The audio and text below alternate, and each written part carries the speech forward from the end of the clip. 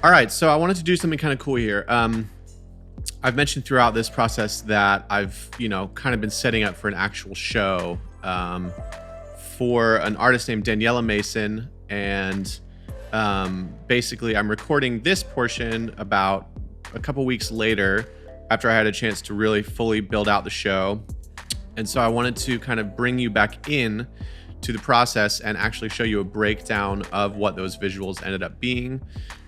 Why I chose to do some of those things, how those concepts fit within the show as a whole, and things like that. So I just kind of basically, I'll zoom out here.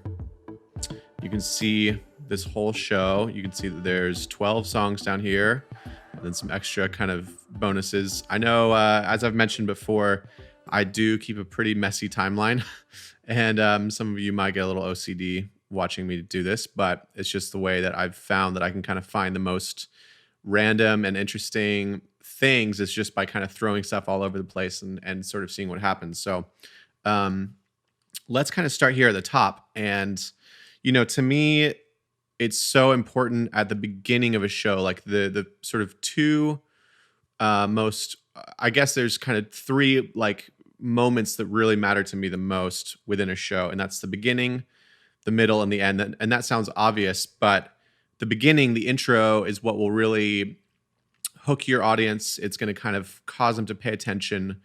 It can intro your artist and set up the expectation for who they are.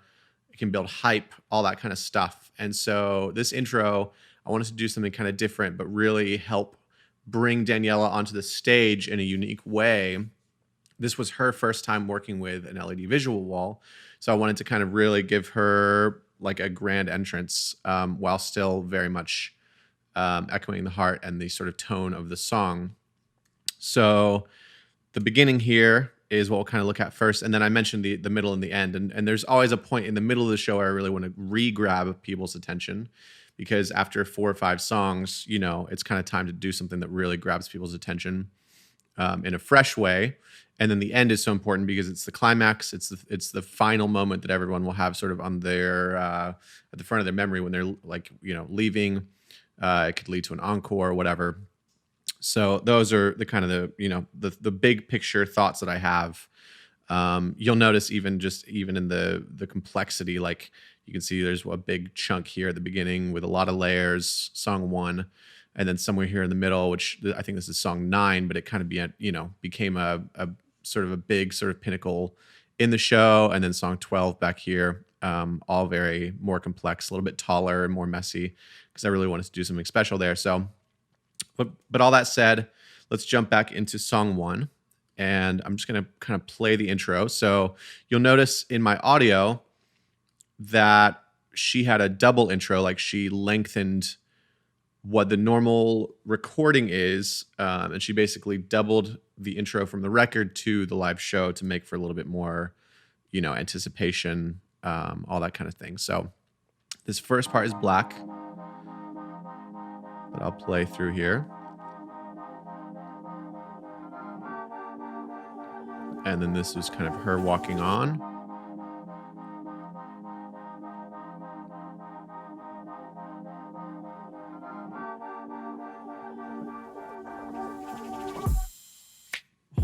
Deepest of wells, asking questions of heaven, questions of hell, and into your water I fell, caused a tidal wave of interruption, oh so heartfelt.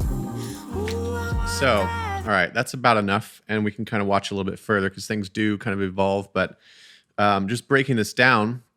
So this element was a trick that I picked up from my friend, Jonathan Mendoza.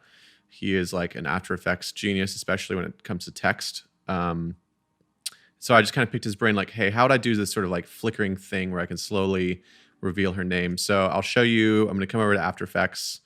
And if you look here, you see that here's the project file. I've got it kind of set up. Let me see if I can turn this off. So here's the actual, without the animation aspect of it, I literally just typed out the alphabet here. And then the kind of advice he gave me was to go over to the effects and presets. If you type in typewriter, there's actually an animation preset called typewriter that I drug onto my text here. If you were then to scroll down, I think you can hit U twice, and there's these advanced settings here. Scroll down the advanced, and you could set a start keyframe, and then another one towards the end where it kind of goes from here. If I were to take this up to 100, it would have revealed the entire thing. So I didn't want to take it that far. I just wanted it to kind of flicker. And then by turning randomize order on, it basically allowed for that randomness that you see where it's not in order. If I were to turn that off, you would notice that it would just literally type in order. Because this keyframe is only to 24%, it only would have gone to 24% of what my text was. But because it's on, and I'll just undo that so we can see, because it's on, it's just going random spots. And then by keyframing this random seed, it basically allowed for that sort of flicker effect where things are kind of like just going random. So that's how I did that. And essentially, you'll notice that I basically just duplicated the text and did a layer where it was numbers 1 through 10 with the same amount of numbers to match the letters. Same thing for question marks. These exclamation points. And then I did one for her name. And let's get this mapped out. So her name here, Daniela Mason. And this one I allowed to just kind of hold because I wasn't sure if I was going to need it later on as just a solid. And so you'll see that I did. So that's basically what I did there. Again, just kind of playing through some of this. It's all about musicality and timing for this kind of thing. So, the first half of this intro is just the flickering text. Then I kind of, basically what I did, the one that has her name. So I took, I exported one that had her name.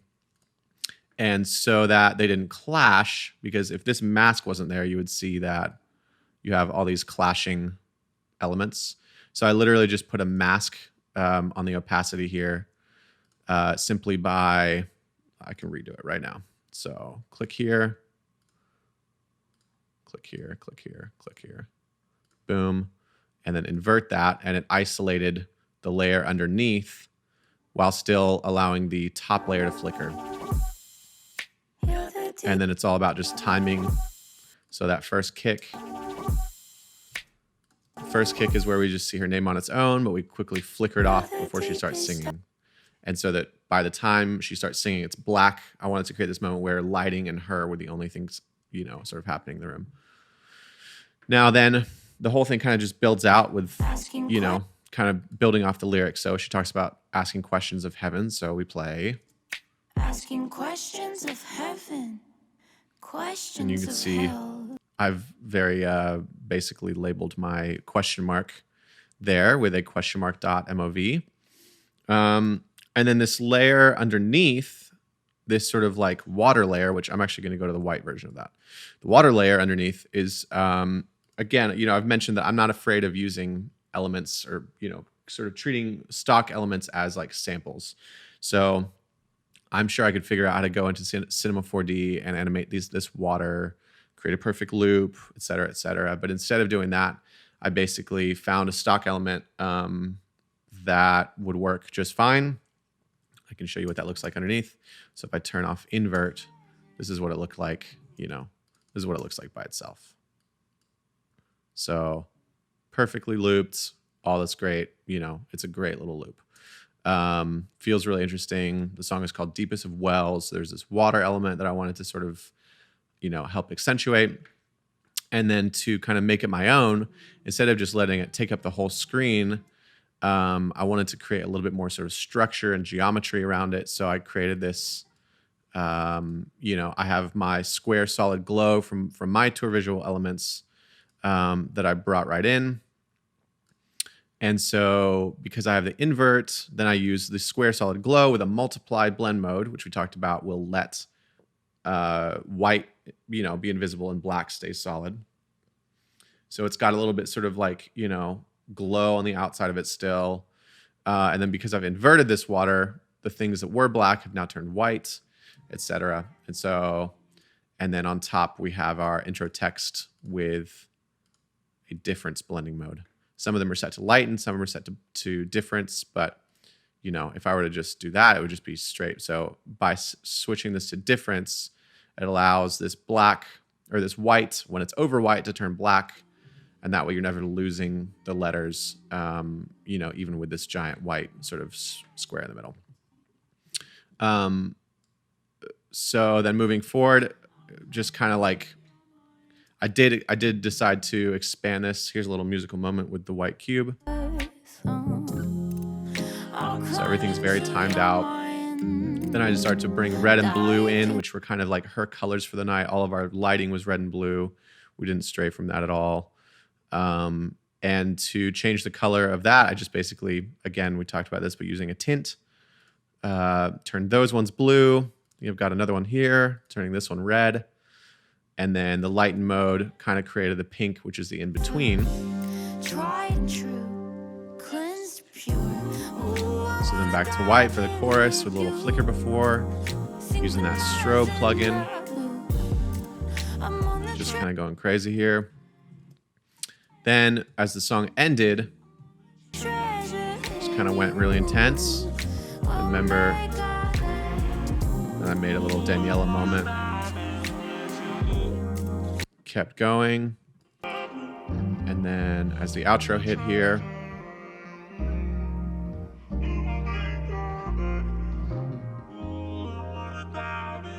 kept going, just creating this weird kind of vibey moment.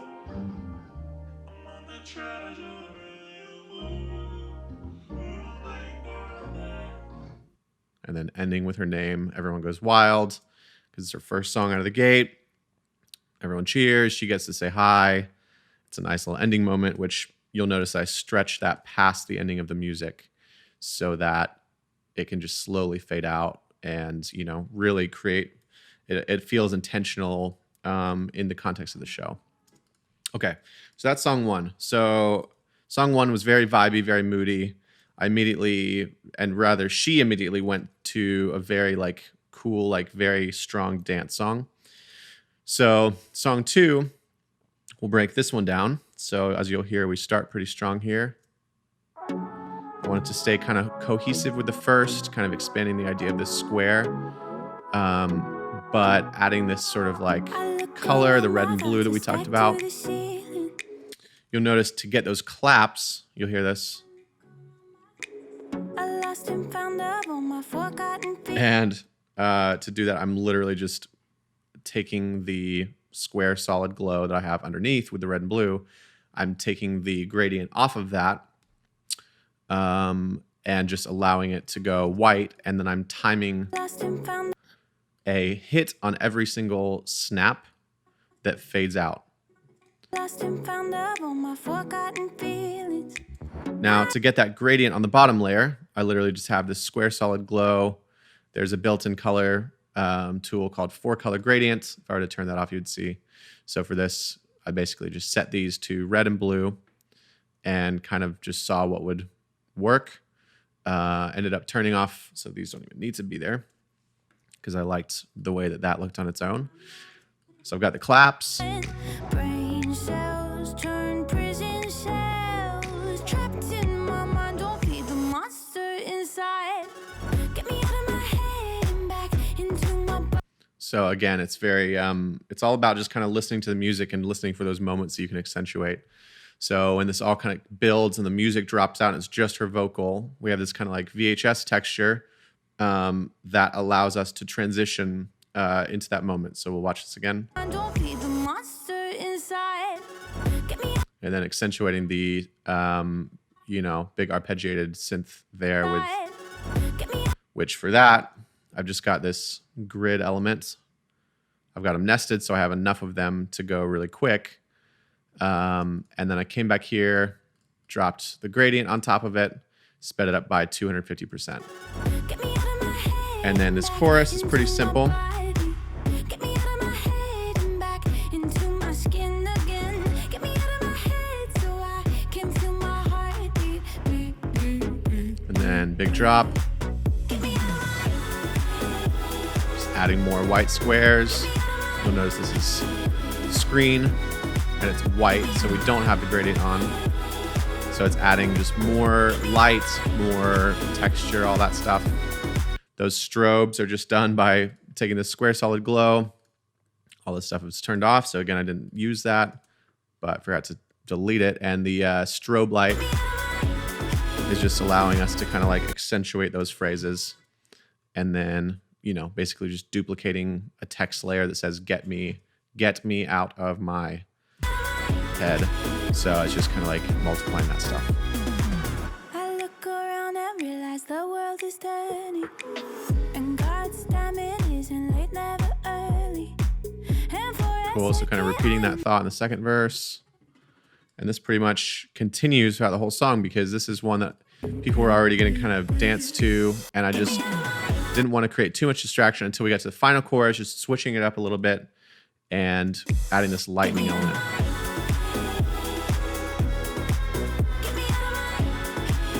It's kind of just like creates this extra layer of energy there. You'll notice for that, I literally, again, this is a stock element that I got from videohive.net. It is, I chopped out all of the black, like obviously there's like time in between all these lightning strikes. So I just got this whole pack of lightning, chopped out any of the black space in between so that it was only lightning strikes, and then brought it in here. I tinted it and set the blending mode to lighten so it would sit on top.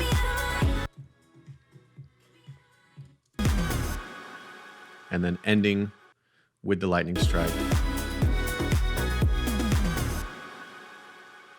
So it's all about just listening to the music and accentuating.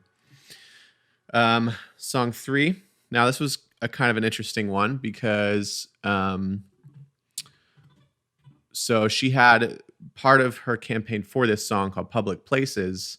The lyric is, you make me cry in public places. And she had this artist develop this kind of like crying eye illustration. And I wanted to, it wasn't animated, but I wanted to kind of bring it to life. And so I've got this thing where it blinks and these teardrops are kind of, going up and down. Again, we have the same 4-color gradient to kind of give it that red-blue feel for the show. And then in the turnarounds, I had this element where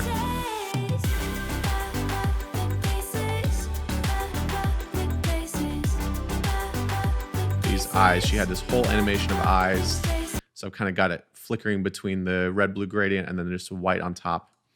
And so lucky for me, she already had this sort of like array, of all these elements on their own. I'll show you the Photoshop file here. So this is what I was working with. That's the eye by itself.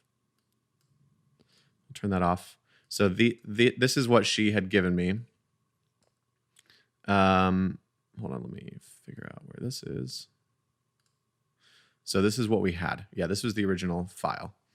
And basically, as you can see, I broke these into layers, so they were all on their own. Then I took, if I turn that off, you can see that I duplicated that and created another sort of variation that was all those same eyes, but in the center. And then I ended up really liking the way that this eye looked. But I wanted to create that blinking effect because this was just this by itself. So what I did was I isolated this right tier, left or center tier, and left tier. And then basically if you turn those off, then you have just the eye. We had the open version. I basically erased part of that top part of the eye and created a new line that was half across the eye with black and white. And then a third one that was I just basically erased the pupil in the middle. So that gave us the closed, halfway open, and then open look. And then to animate all these layers, basically what I did was, here is my eye So I open up my eye right here. Okay, sorry. So to get that, I literally took 3 frames of the open eye, 3 frames of closed or half closed, 3 frames of closed, back to half, back to open. And this is a nested sequence right here. Then all I had to do was I had the PNG, which is just the actual graphic itself. That was kind of my base layer. And so you'll see that these green elements are the nest where I wanted it to blink. So every time I just literally dropped one of these blinking layers, and I did it pretty randomly so that it would feel like a human eye that wasn't a robotic on the beat type thing. Every time I dropped one of those green nested sequences, it would blink. So we're just looking at the eye right now. Ignore the tears for now. So every time it hits green, it blinks. I kind of even made it like blink a couple more times as the verse kind of built. Cool. And then the teardrops, very simple animation here. If I click on one of them, you notice that I literally just had a keyframe of the position up top, then down, then back up. So when I play that back to back, as long as this end keyframe is the same as this, so 570 or 384 is the Y space number there, 384 is the Y space number here. And whatever is in the middle, it's going to go down to that point, but it's going to return back so that when I take this and I loop this, which is what you see here, that it just loops over and over. Then I have that same thing for, so that's the center eye. Turn this one on. That's the right eye or the right tier, and then here's the left tier. And I just offset the timing of those so it would feel sort of like a wave effect.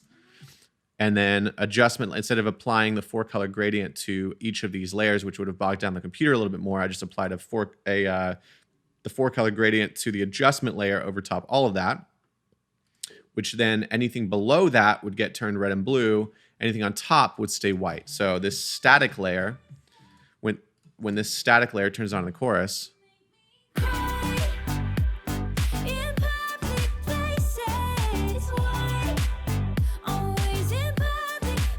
cool. And then so then that stays white.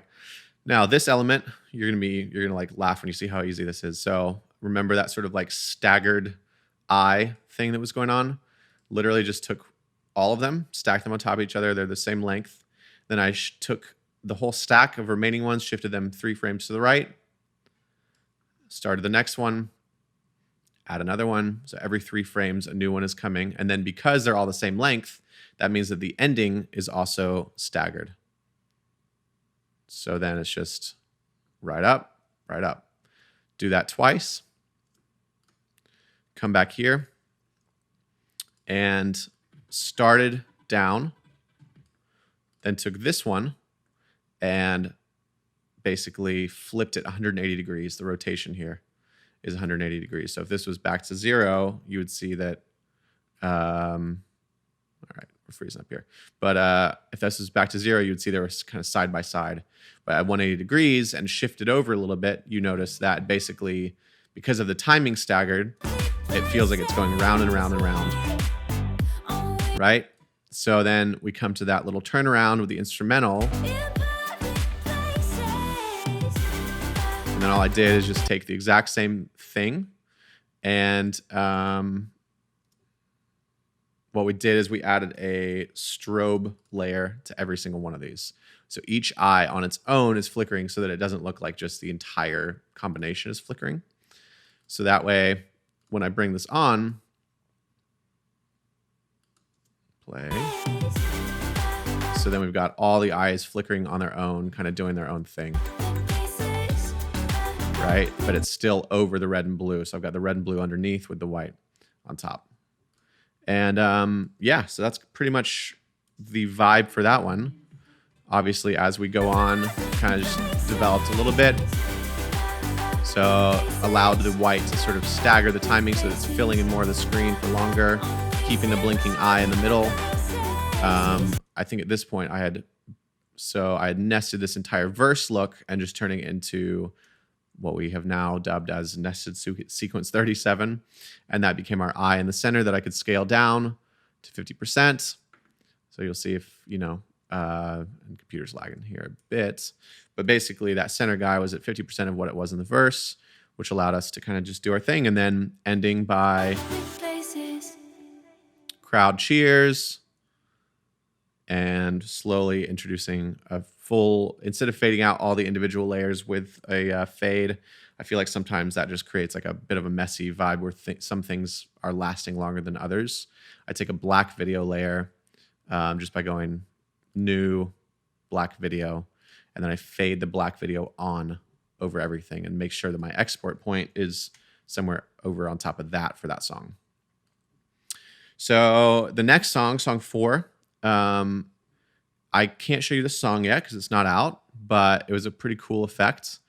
If you remember from the After Effects portion where we talked about some of my favorite plugins, and there's even another bonus where I talk about even a bit more about the sort of signal flow to get something like this. But essentially, this was a texture that I used creating pixel sort and TV pixel, and I think just a gradient and maybe some like hue, like a hue animation that just kind of like changed the hue over the course of the song. So kind of creates this wild effect that I decided to put in a circle. And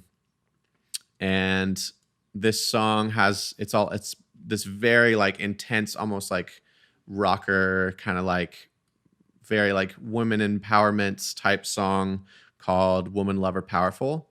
So I created this graphic that includes some of those words that you can kind of like get glimpses of, but it adds this like interesting design element to the whole thing. So it's not just a texture of its own. Again, we're using the lightning, and then kind of just like played around with different varieties of how to use all those 3 elements. So then there's a section where it's literally just, the white circle and the lightning. Then this is kind of has a lightning within it, but not outside of it. Then we kind of come to this thing where I literally just put a scale property on the circle that we were using and just grew it over the course of the bridge. This whole like repeated text situation underneath, if you want to see what I've done there. So basically, if you click on title 2, I created another sequence where I could basically change the size of, I wanted to create something very tall so that I could scroll slowly over time. So you can't see it here because it's already been chopped up, but basically here you can see right here, this vertical position key is changing over time.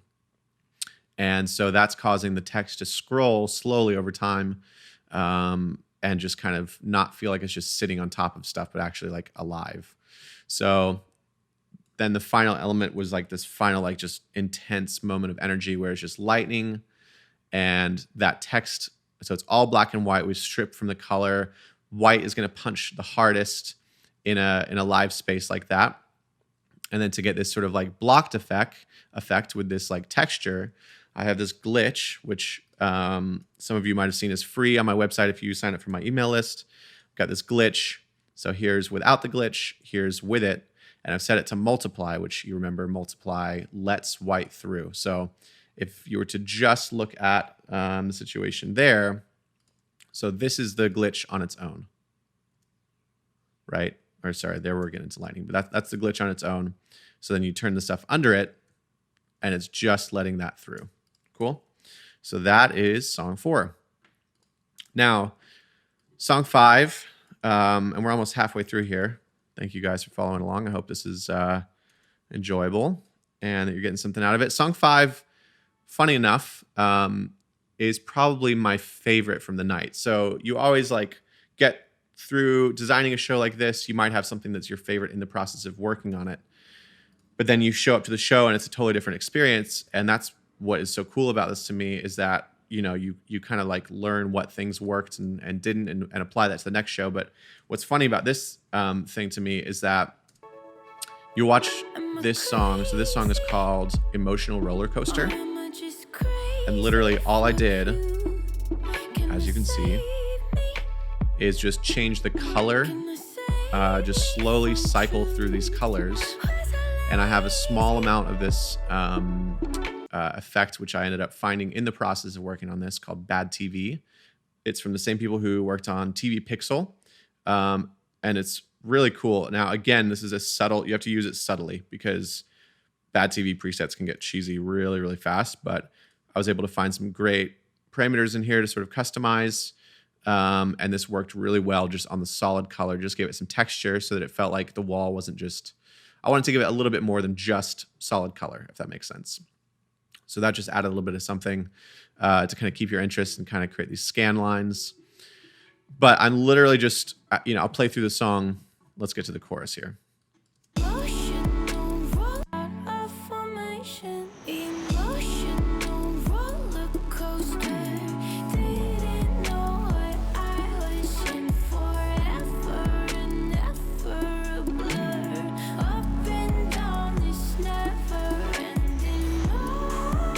So it's even kind of timed out. I didn't even mean to do that necessarily, but it's almost timed out with the music where every time she sort of says something new, it's like the color is changing. And with a song called Emotional Roller Coaster, this ended up being my personal, and I know like my wife and a few other people said this was one of their favorite moments of the night because it's such a simple concept, but paired with a song called Emotional Roller Coaster, it was so impactful because it just really brought this feeling to life of the up and down, the changing of colors, kind of represented the changing of emotions, almost had this like, for those of you who remember like mood rings, it kind of almost like felt like this like big giant digital mood ring. And then with her lighting just being like almost a solid blue, it was really cool because you had this solid color on her and everything around her was changing. And so this strong colored backlight kind of was just popping through and creating this really, really interesting experience. So again, it's one of those things where it's like, no one wants to sit on their iMac and watch, this for 5.5 minutes or 3.5 minutes or whatever. But it's thinking through, okay, what is this going to feel like on a 10-foot wide wall? What's this going to feel like on a 50-foot wide wall? Allowing yourself to do something that may feel boring at your office, but really impactful in the room that it's going to be played in. So that was one of my favorites. And again, it's like literally the way that I did this was I have a tint. So I'll turn off all these and I'll show you. I'll break it down. So I have this black video, a tinted black to blue. So originally it was just black, tint the black to blue. You could have done this with a solid layer too and skip this step, but you've got that going on. I've got this color balance HLS, which is the hue adjustment. If I turn that on, you can see that over the course of the song, I'm adjusting this preset right here. So there's a keyframe that you can't see at the end of this right now. But basically, I was just, let's see if I can stretch it out. There it is. So there's the end keyframe, which is at 5x. So it went basically around the color wheel 5 times over the course of the song. So as it's just changing, it's literally just changing through the hue. It's adjusting the hue and changing the blue to red to pink to green, whatever. Now, the interesting thing is if I would have changed this blue to like even like a darker blue, it would have changed the whole tone of that wheel and been a little bit more dull. If it would have been a lighter blue, it would have been maybe more like, almost more like, I guess that works too. But, if I would have done this, it would have maybe ended up a little bit more pastel, or, if we went like here, could have been a softer version of that color, but I wanted to go very primary, especially with her lighting just being blue and red all night, like we talked about. So it became this cool moment where we introduced new colors for the first time. Perfect timing with a song called Emotional Roller Coaster. And then this Bad TV effect on top kind of just gave us a little bit of texture, especially with these scan lines. And it's playing back at half res here, but if we play it full res, you kind of just see it like, it almost feels like it's like moiraying, or like it's like the screen is a little bit more alive, basically. So that was that. Then song 6 was another simple one because, again, I wanted to, kind of bring things down in energy just a little bit to match her show. This one is called Tell Me It's Over.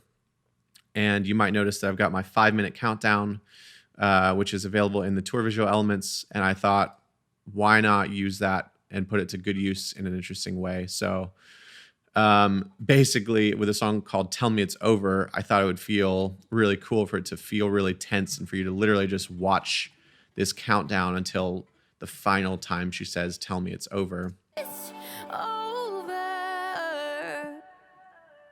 So it's kind of like this like feeling that just gives you tension the whole time, makes you feel like, tell me it's over. And you're literally watching a countdown clock while you're singing that, which is kind of cool. Again, we're back to red and blue. You'll notice I have some elements from Repeater in here. So this like, tell me it's over text that would only come in on the choruses. And that's just one of my presets from Repeater. And then underneath, we just have a static layer. And again, similar to the eyes, basically just took some of her. So this is actually from a music video of hers. You can see like this is like a little section of GIF that she had from a music video, or GIF, whatever you say. And so she had these GIFs that were like photo cutouts, just moving randomly. So I took this, inverted it so that black would be our base because I wanted to float in the middle of the stage, if that makes sense.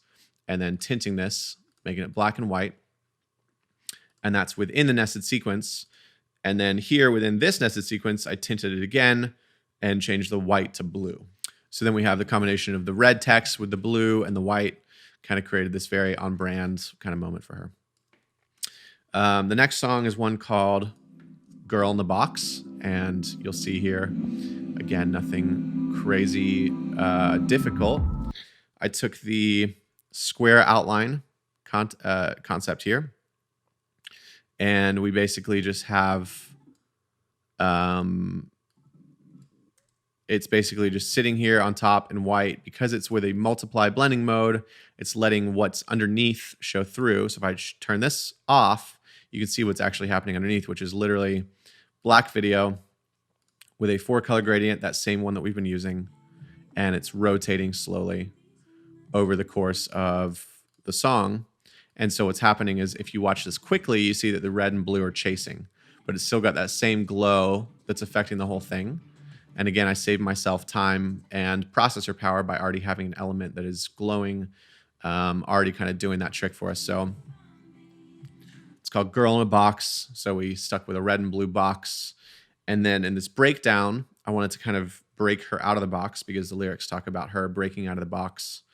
And so we have this element. Someone else, maybe the girl in the box. She gets in my head a lot, messing around with my thoughts. Oh, I'm the girl in the box. I'm not the girl in the box. Cool. So that was that.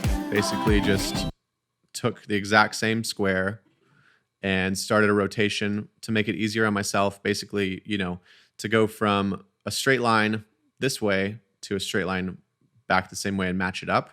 Instead of creating a 360-degree turn, all I had to do is go from 0 on rotation to 90 and then multiply that.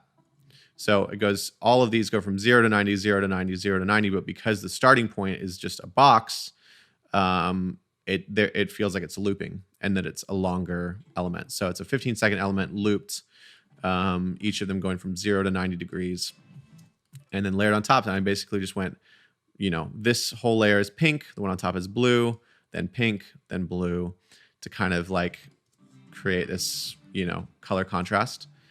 And then again, taking this black video to make my life a little bit easier and just dropping that on top of the whole thing instead of having to cut down the middle and fade out. So that's that. And now moving on to probably the one that I spent the most time on. As you can see, it's probably the most complex.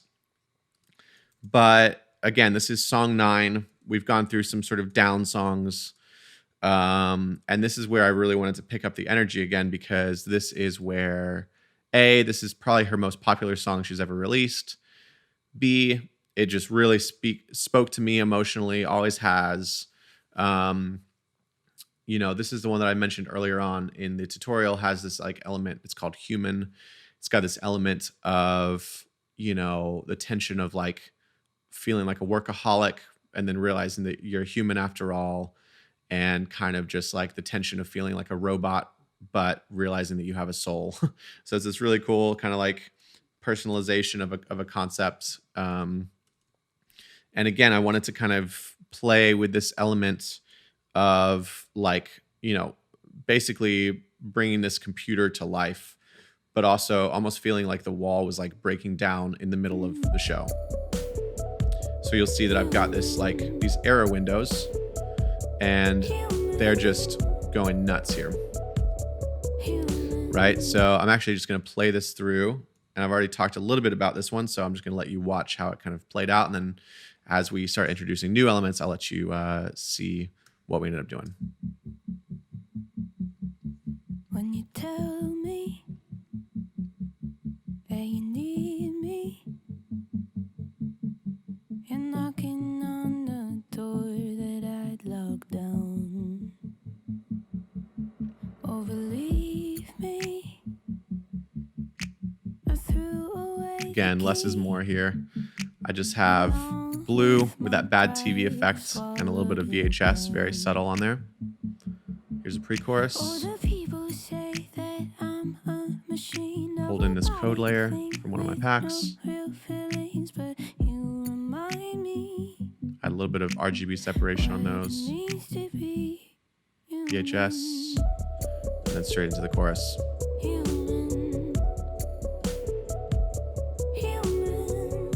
Using that same glitch, but over the blue, and then back to verse. Fading up into that. Now in a moment here, you'll hear this little line and the little, just a tiny moment of sort of emotional personality here. But in the attic, there's some magic. So the line is, in the attic, there's some magic. It's hidden away. And I wanted to bring this idea of memories into the play. So those are Instagram pictures from her Instagram. Now, same thing on this pre-chorus, but I've added this.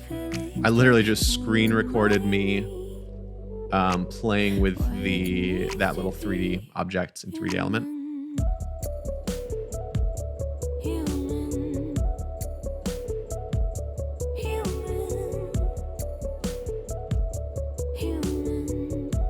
Then to the bridge, and you'll see more of these memories come in. I literally just screenshotted elements from her, like things that she had already posted to Instagram. I just started scattering in these like memories from her actual life, of her and her husband, her and her mom, her at different concerts, her at Christmas. And then we start just going a little bit more high energy here. Sort of pulling things away actually helped us build energy in this moment.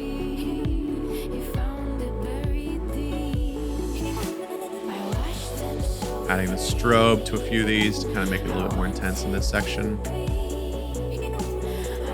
And we've got this big musical moment here, so that we accentuate that. And then just full-on memories with the air window. But you can see it full screen. You can see it clearer than ever. This is like her sort of like realization of being a human, and then we end with this final frame. Watch this. So that final frame that you're left with, it like will bring tears to your eyes every time you see it, because if we just go to that. So that's literally just her staring right at us. The most beautiful lighting. It almost looks like it's just like this raw makeup kind of look. And it's just this gorgeous moment where the last thing that we see is her as her most fully human self, which I love that we've, if we go through, you see elements from her music video where she's literally dressed up as a robot, where she's playing shows, her and her husband. I just went through and I tried to find the most sort of like the most dynamic elements from this whole, from her life, just pull the things that felt the most raw. There were plenty of things that had like graphics or really felt polished. And I wanted to grab iPhone photos specifically as much as possible so that it felt raw and it felt human and real. Her with like just all these little things that just made you feel so much, because the music is so tense and the music has such like a dark quality to it in some ways. And then to contrast that with like literally her holding a baby or her with her husband smiling, it's one of those things that I was like tearing up the whole time working on it, because I know her, but her fans know her too, And so I created this really special moment for her to be able to share with them. So again, the power of tour visuals, it's like just wild sometimes. And now, I mean, we're kind of just getting into very similar things that we've already kind of seen from the rest of these visuals, basically just stacking a bunch of air windows. But this one was just kind of very tedious in terms of like making sure that the feeling was right. You know what I mean? So like it was a tricky balance of not having too much or too little at any given time. But that's what made it, I think, so successful and, brought tears to her eyes, which, hey, that means we win, right? So, and again, I kind of said this while the music was playing, but like literally this guy, I literally screen recorded me dragging the camera around in Element 3D. So didn't even bother to export or create a perfect camera movement. I didn't want a perfect camera movement. I wanted something that felt raw and real. So it's literally just me zooming in and playing around with this wireframe object that I found for free on the internet. So that's about the extent of my 3D knowledge at this moment, but it was a pretty cool effect that I think added some cool moments to this visual. So on the topic of being raw and real, there's a shot in here of Daniela with her mom. And this is Daniela when she was a little girl, and her mom, who actually passed away about 10 years ago. And Daniela shares this story. But the next song in the set, and I'll come back to this one in the middle, but the next song in the set that ended up actually playing, because we ended up cutting this one, but was one called Morning Morning, in which she basically talks about grieving the loss of her mother. And again, I wanted to create something very simple but effective, especially after sort of feeling the impact of just those simple colors. I thought, I wonder if we can play with this again.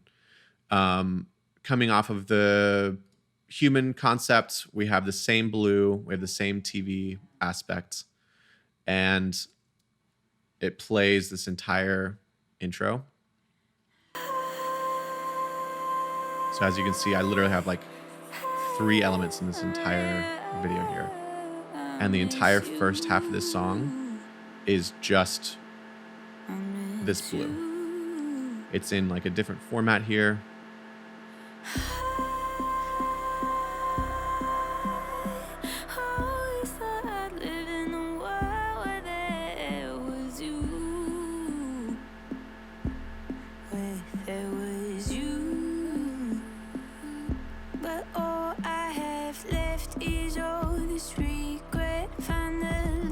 So she's basically talking about her mom and how much she misses her. It's a very like emotional part of her story, of every concert, of the album, etc. So I wanted to make sure that you weren't looking at me during this part. So that's a big thing, is that there's moments in a show where you don't want people paying attention to you. I wanted their eyes to be on her and what was changing about her, not what was changing on the wall behind her. So for her to be able to have the full emotional impact as the artist, the amazing artist that she is, we had to be able to kind of like pull away from what I was doing and let everyone just look at her for something that could change. Look at the band, look at her mainly. So we have this, I think we had blue lighting on her and people are just watching her. Now the thing where I did end up changing, and you can see it right here at the end, is everything kind of builds as the song goes on. It kind of crescendos to this moment where she basically says, like, all I have left is memory of your sweat and tears as you pursued right into the sky blue. So she's talking about her mom literally passing. And so I wanted to create this, especially on the line, all I have left is memories. Instead of going and seeing if she had a bunch of pictures of her mom, seeing if she had a bunch of home videos, which may be a concept that works really well in the future. But I wanted to see if we could just create the exact same feeling out of just using VHS elements. So VHS has such a, it has a nostalgia in and of itself. So when you see, this is what we did here. I'll just play it.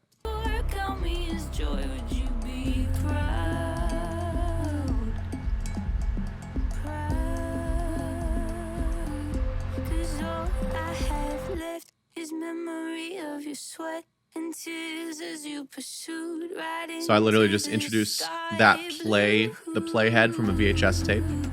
I've got this VHS texture that kind of builds around the blue, and that in and of itself, like, at least for me, and I know the people standing next to me, like it was a chilling moment because it created the same effect. Like showing that playhead of a VHS tape was the exact same nostalgia inducing idea of memories. It did the same thing as playing through entire home videos, but almost in a much more minimalistic and sort of focused way.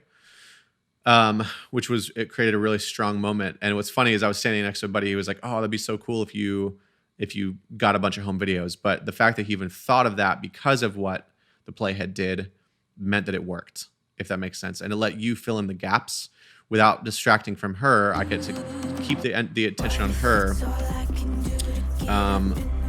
while, doing something interesting. So now as things start to grow a little bit, music is building a little bit. As you can see, a very long fade here on this layer that was just a little bit more of a vibrant blue. So it slowly fades up as the choir builds here. I'll let you just listen to the music so you can see what it did.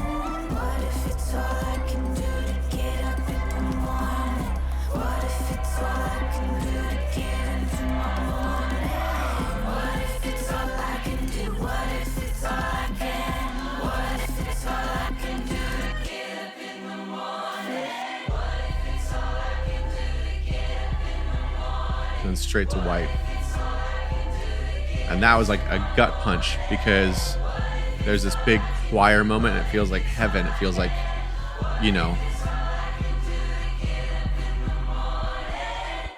So we go really hard strobe for the first time. And the music drops out and then just white. And it was just like a gut punch and the drums went freaking nuts and she was like screaming and, it was just this crazy moment.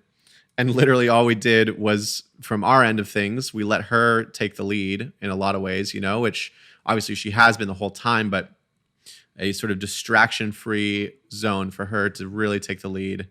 We just go blue, memories, slow build to a lighter blue, and then just strobe with this blue-white, and then white. And it's just heavenly. There's a lot of subtext in that, talking about heaven and the afterlife and all that kind of stuff. And that morning maybe isn't the ending and etc. So really proud of that one. That's, again, one of my favorite moments from the night. And as you can see, it's like there were a lot of cohesive elements that I'm copying and pasting, things like the blue, the bad TV effect. I'm using the VHS again because it plays in. It wasn't just for the sake of using VHS. It wasn't just random. Like I'm using it in a way that hopefully helps tell her story. And at the end of the day, if we can do that, like that, those are the shows that you remember, So, okay, we've reached final song. Another one of her more popular ones. Basically just wanted to create a crazy high energy moment. This one's called Cover the Earth. There's a lot of lyrics about breaking down the doors. So I thought it'd be cool to kind of like start with like a pretty solid boundary on this, where there's like a black square over all this. Underneath, we have this element of VHS. We've got this like flickering through old stock photos. The line is cover the earth. And I wanted to just show as many aspects of Earth all at once as possible. So first half of the song is like this. So second verse, then second chorus, introducing this red and blue. It's literally like, I'll show this so you can see it. I literally have blue on its own, strobing. And the timing is offset with a red on its own strobing. But those are set to overlay mode. Blue is set to difference, red is set to overlay. There was no method to that madness, just wanted to see what worked, and that ended up being the magic ticket. So again, really boring to watch on a laptop, but cannot tell you how dynamic that was on a screen at the venue, because it's like bright AF, you know what I mean? So then this like arpeggiating section kind of just builds.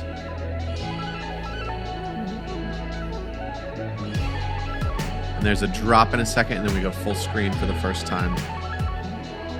Let you see that here.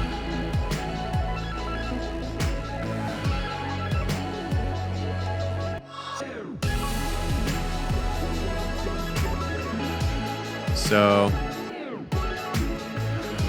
I've now taken what used to be that black layer. I turned this on, and it's the same thing, but I just said it's a difference mode.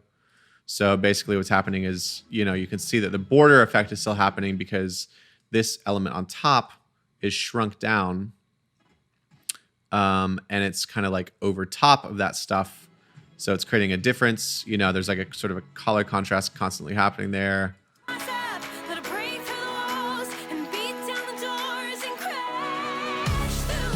then I just go hard. And this one is like literally just stacks and stacks of visuals. Almost creates this like, it's kind of wild to look at, almost like this like wild like illusion. I've got RGB separation on both layers, and then they've got a difference blending mode to each other. So, and I just let it go because this is the end of the show. We're just going freaking crazy here. And then that's it. That's the end of the show. Everyone went crazy, and that's it. So again, you know, coming back to the big picture, there's just, we talked about so much of this, and why it was important, you know, to do certain things, in terms of like not distracting from her, etc. But, you know, again, the beginning, the end, and somewhere in the middle were sort of like, I'd say like those key points that I really put my attention into, because I wanted to make sure that it was, really strong and really grabbed your attention there in the middle. So hope you've enjoyed this breakdown, and I am super stoked about how this show turned out.